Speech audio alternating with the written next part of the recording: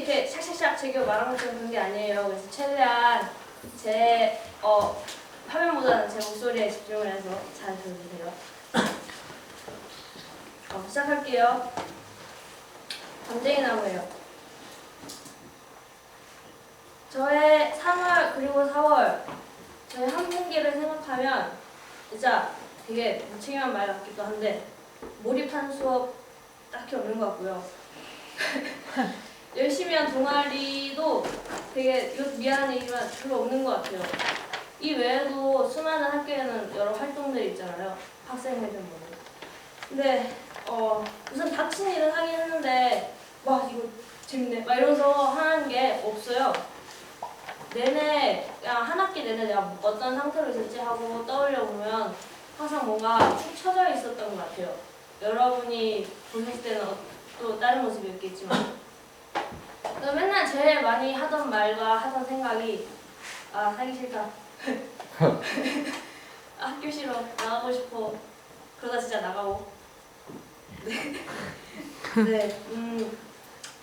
이번 분기는 고민이나 그런 것도 많이 하고 그래서 저의 문제점도 많이 봤고요. 그 문제점을 남에게서도 많이 봤던 것 같아요. 그랬어요. 그래서 제 이번 발표는 가장 최근에 아주 절실하게 느낀 나에 대한 거예요. 저는 항상 누군가에게 무슨 일이든 조언받고 싶고 인정받고 싶고 확인받고 싶어 해요. 뭘 정하거나 고르는 것도 어렵고 뭔가 결정해야 할 때면 우유부단해져요. 저 절대 막 음식점에서 가서 막 메뉴 고르는 거 이런 거 너무 어렵고 혼자서 뭘 사는 거 이런 것도 너무 어려워요. 무슨 사소한 일을 할 때도 꼭 누군가를 찾아요. 내가 혼란스러운 상태, 멘붕에 빠져도 누군가한테 이거 괜찮을 거야, 이거 이래서 그런 거야 라고 얘기를 들으면 되게 엄청 안정이 되고요. 반면에 정말 나 너한테 할 말 있어 이렇게 잠깐 뭔가 약간 목소리 깔고 막 어딘가 부르면 완전 불안해요. 무슨 말을 듣지? 내가 뭐 잘못한 거 있나? 막 이러면서 그래서 항상 내가 한 일을 자꾸 확인받으려 하고요. 사람들한테 인정받으려 하고 이게 마치 결제자한테 결제받듯이 막 그 결제자의 계획 밖으로 나가지 않으려고 하고 어떻게 하면은 이 결제자 마음에 들 만한 일을 할 수 있을까 고민하고 막 그래요. 이번 분기 깨달은 건 저의 이런 모습이 되게 의존이라는 거예요. 의존이란 건 아마 스스로에 대한 자신 없음과 스스로를 믿지 않고 스스로를 사랑하지 않는 것 거기서부터 출발하는 것 같아요. 그 상황이라면 의존 말고도 다른 여러 가지 그런 특성들이 보이겠지만 나를 스스로 사랑하지 않고 믿지 않으니까 나한테서 만족감을 찾을 수 없고 그런 걸 구할 수 없게 되니까 자꾸 외부에서 어떤 그런 걸 자꾸 찾으려고 갈구하는 거죠. 외부에서. 그래서 항상 나 혼자 할 수 있는 일도 나 혼자 하기보다는 자꾸 막 누군가한테 기대려 하고 의존하려 하고 그게 제 지금껏 삶의 방식으로 굳어져 버린 것 같아요. 좋게 말하면 좀 다른 사람들의 얘기를 잘 열심히 듣고 많이 참고하고 해서 좀 신중한 이런 식으로 볼 수 있겠지만 저는 이게 좀 과한 것 같아요. 특히 이 결제자라고 제가 표현하는 이 의존의 대상은 대체적으로 제가 항상 좋아하는 어른이 항상 저한테 결제자였던 것 같아요. 제가 할머니, 할아버지와 함께 살았던 어렸을 때는 그 대상이 할머니, 할아버지였고 할머니, 할아버지와 이제 점점 제가 좀 커가고 대가리가 굵어가지고 하면서 세대 차이를 느꼈을 때는 그 대상은 학교 선생님이었어요. 일반 학교에 대해서 이제 슬슬 반감이 들고 불신이 들고 했을 때는 그때 저의 결제자는 일반 학교를 거부하고서 잘린 저희 아빠였어요. 제 실제 아빠 사진이에요. 어른이라는 존재는 제 인간관계에 되게 중요한 요소예요. 초등학교, 중학교 다닐 때도 또래보다 어른들이 더 편했어요. 좀 희한하게. 그래서 제 인생의 분기점마다는 뭐 친구도 있을 법하고 뭐 또래들이 있을 법한데 항상 어른이 있어요. 제 인생의 분기점마다. 반면에 어른이랑만 뭔가 좀 편해지다 보니까 점점 더 또래들이랑 지내는 게 더 어려워졌어요. 그 또래들 사이에서 통용되는 문화가 있고 언어가 있고 어울리는 방법이 있을 거 아니에요. 근데 그게 점점 어려워지고 사실 아직도 전 잘 몰라요. 흉내는 좀 내요. 때때로 저는 그 결제자라고 말하는 의존의 대상을 동일시해요. 입학하고 나서 제 1학년 때 제일 많이 들었던 얘기가 그런 것 같은데 너 되게 선생님 같아. 라던가 아니면 너 되게 일반 학교 뭐지 너 일반 학교보다 되게 잘 살았을 것 같아 이런 얘기 엄청 많이 들었는데 그게 그거를 반증하는 사례인 것 같아요. 솔직히 말하면 제가 이렇게 막 의존에 대해서 완전 객관적으로 막 분석하게 썼지만 저는 아직도 계속 의존하고 싶어요. 제가 항상 있는 제가 저를 어디서 봤는지 여러분이 한번 곰곰이 생각해보세요. 저는 항상 교무실에 있어요. 교무실 본인 책상 아니면 지연생 책상에서 이러고 있죠. 왜? 그리고 또 무슨 일이 터질 때면 사소한 것마다 항상 교무실에 가서 아니면 아무튼 쌤을 찾아가는 것 같아요. 물론 여러분이랑 같이 막 놀기도 하고 산책도 하고 하지만 네. 지나갔네? 네. 저는 제 마음속에서 제가 이렇게 계속 말하고 있는 결제자를 끝내 다 몰아내야 될 거라고 생각해요. 잘 몰아내. 하여튼 지금 저에게 결제자라고 말할 사람은 실제로 교무실에 가서 막 이럴 순 없잖아요. 막 죽일 수 있잖아요. 그게 아니에요. 아무튼 제 마음속에서 결제자라고 아무튼 자꾸 의존하는 대상을 결국에 제 마음속에서 다 치워버려야 될 것 같아요. 그게 지금은 우리 학교 쌤들이나 그런 사람들인 것 같고요. 제가 만약에 이 버릇이나 생활 습관을 고치지 않으면 저는 졸업을 하고 막 성인이 돼서도 얼마든지 평생 이런 사람들을 계속 만날 거 아니에요. 그잖아요? 그러면 내 삶이 그 사람들의 삶이 되는 거지 내 삶이 아니잖아요. 그럼 난 언제 살아요? 그래서 결과적으로는 내 스스로가 결제자가 되어야 될 것 같아요. 이게 뭐 말처럼 쉽진 않겠지만은 저는 이제야 막 자기 얘기를 시작하는 친구도 있고 작년부터 막 자기 얘기를 꺼내기 시작하는 친구들 있잖아요. 근데 그거에 비해서 전 진짜 자기 얘기 진짜 많이 했어요. 그렇지 않아요? 항상 주제는 나였어요. 나의 고민, 나의 멘붕, 나의 막 어른아이, 나의 일제고사 사건을 하려나 막 이런 거 있잖아요. 이번에도 다섯 번째 발표도 저도 이번 맨날 나만 해서 나도 좀 그래요. 근데 내가 이번에도 내 얘기를 한 이유는 이것도 의존이기 때문이에요. 다 까발려야 될 것 같아서. 제가 남들처럼 발표를 통해서 날 드러내는 게 좀 두렵거나 이렇진 않아요. 전 절대. 오히려 좀 즐긴 것 같아요. 나를 발표 통해서 보여주는 걸. 근데 그게 왜냐하면은 좀 힘든 일이 있었다. 내가 이래서 힘들었고 저래서 힘들었고 나한테는 이런 일도 있었다. 라고 말을 하면 발표를 듣는 사람들이 날 뭔가 이해해 줄 것 같고 그냥 있는 그대로 이해해 줄 것 같고 막 그런 느낌이 드는 거예요. 잘못을 하거나 실수를 하거나 해도 뭔가 이해해 줄 것 같고 그러니까 남들을 위해서 해결되기를 바라고만 있는 모습인 것 같아서 이것 또한 의존인 것 같아요. 저의.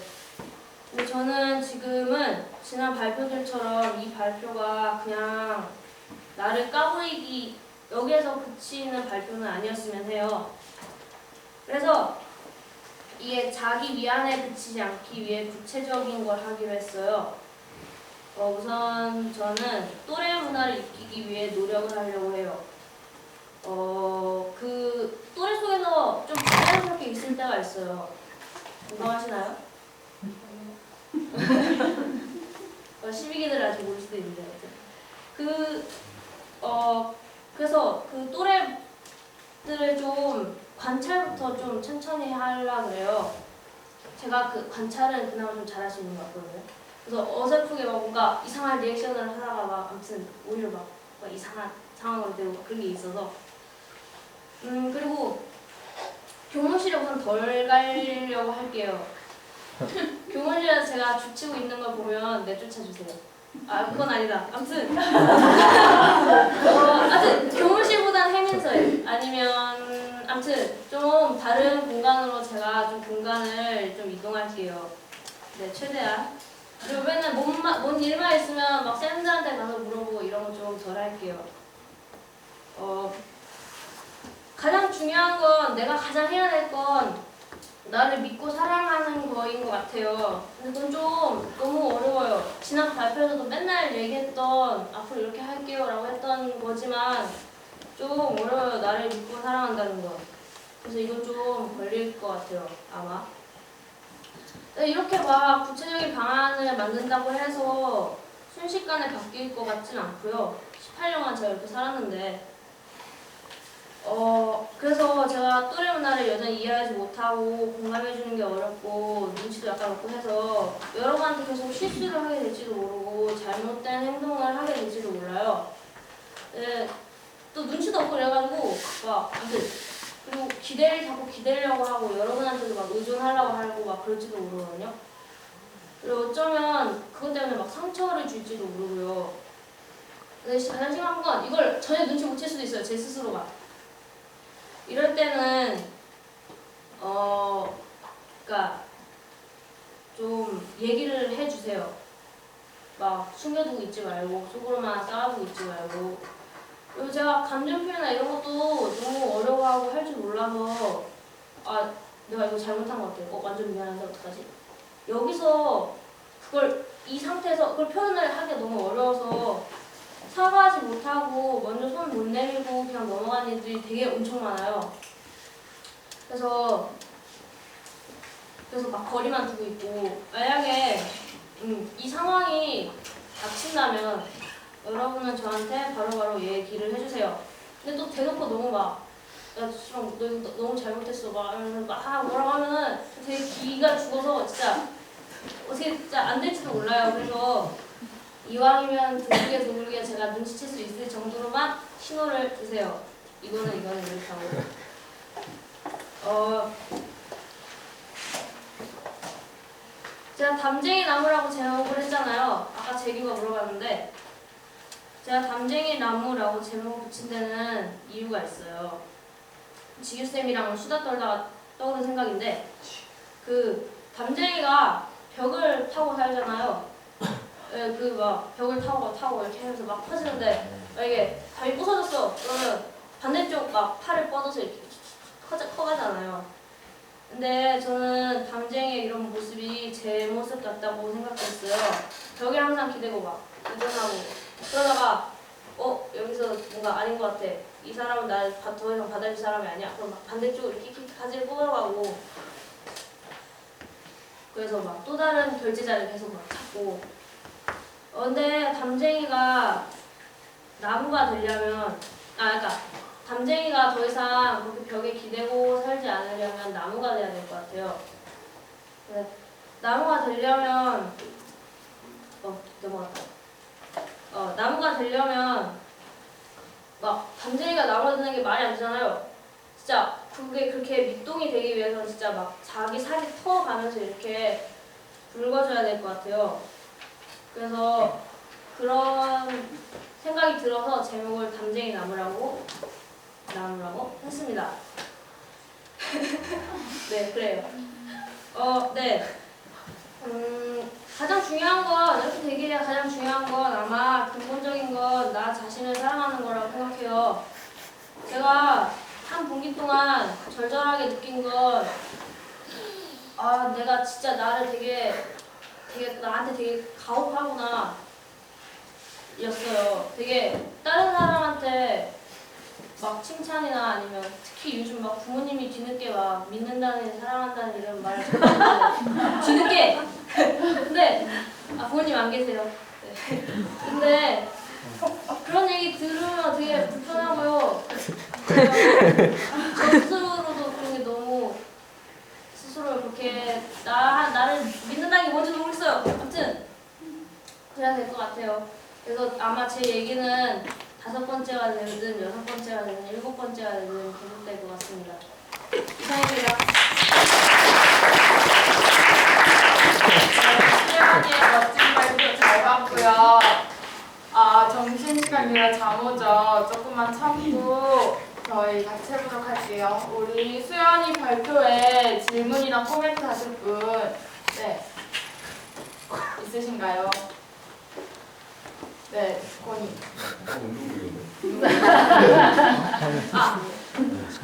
전쟁이로 비유한 것이 좀 인상 깊었습니다. 그리고 자꾸 의자로 소리 낸 거 죄송합니다. 힘들었어요. 네, 자꾸 삐걱 소리가 나요. 네, 다시. 현우네. 네. 살을 빼면 돼. 그럼 시간.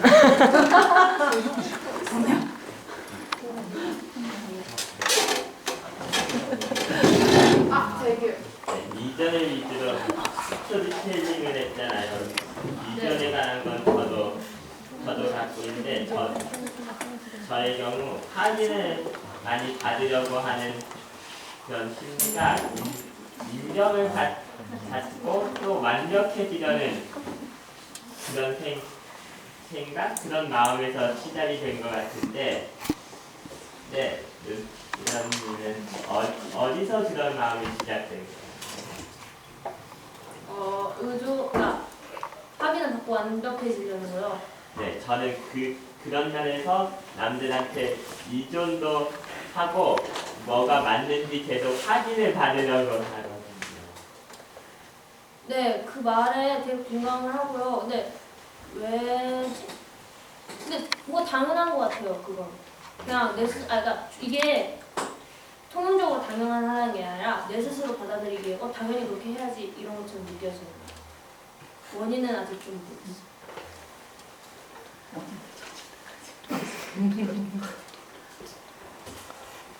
또 다른 질문과 코멘트 있으신 분? 아, 네, 필승쌤. 네, 부모님께서 갑자기 잊는다, 사랑한다, 뭐 했다고 지금 표현하게 말씀해 주셨는데 어떤 계기가 있었나요? 특별히 그 이전부터 그렇게 말씀하시지 않은 것처럼 느껴져서요. 제가 입학하고 나서 갑자기 좀 그러시더라고요. 표현을 막 하시려고 하세요. 근데 좀 약간 너무 낯설고 그래서 그게 좀 불편한 것 같아요. 제가 느끼기에. 네. 이거 녹화하고 한 번밖에 뭐 올라가는지 안 올라가는지 저는 잘 모르겠고요. 어쨌든 부모님은 그 뭐 하는 사람을 주시는 거라 그게 어색하다고 해서 그렇게 하는 것보다 수연이가 마음을 열고 좀 더 부모님께 더 다가가고 사실은 이 시기 아니면 별로 부모님과 이렇게 터놓고 얘기할 시기가 별로 없게 돼요. 특히 더 이제 이 고등을 졸업하고 나면 더 많이 시간이 있을 것 같지만 사회생활을 하다 보면 부모님과 더 이렇게 얼굴 눈 쳐다보면서 얘기할 시간이 더 없는데 저는 그게 어색하다거나 참 이상하다라고 생각하시지 말고 부모님의 그런 그렇게 말씀하시는 그거를 갖다가 좀 긍정적으로 받아들이고 수연이도 정말 부모님을 사랑한다는 어떤 그런 눈빛을 보내면서 서로 이렇게 했으면 좋겠다라는 생각이 갑자기 들었어요. 네. 그러면 또 다른 질문과 코멘트 수연이한테 해주고 싶은 말 있으신 분 있으세요? 네. 저 들으면서 너무 공감이 됐어요. 저랑 좀 비슷한 점도 많은 것 같고. 사실 저도 여기 한 달 반 동안 왔는데 거의 한 달간 넘게 고민을 했던 것 같아요. 궁금한 게 또래들이랑 어울리려고 하는 노력을 해야겠다고 생각한 이유가 뭐였는지 좀 궁금해요. 이유요. 이 공동체가 또래 빼면 별로 남는 게 없는 것 같아요.